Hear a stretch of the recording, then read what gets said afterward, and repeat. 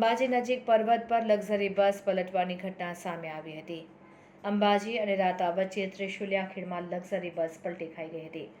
આ luxury bus પલટવાની ઘટનામાં 25થી વધુ મુસાફરો ઘાયલ થયા હતા।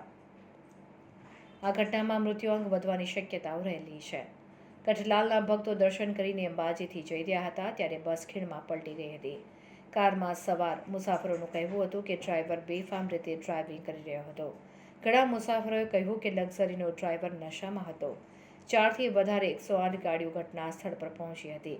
આજુબાજુના લોકો પણ રાહત કાર્યમાં જોડાયા હતા।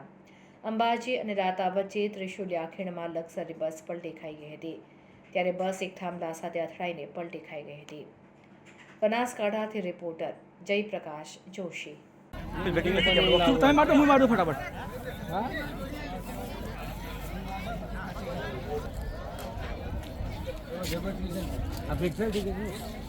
गाड़ी वाला कौन है? गाड़ी वाला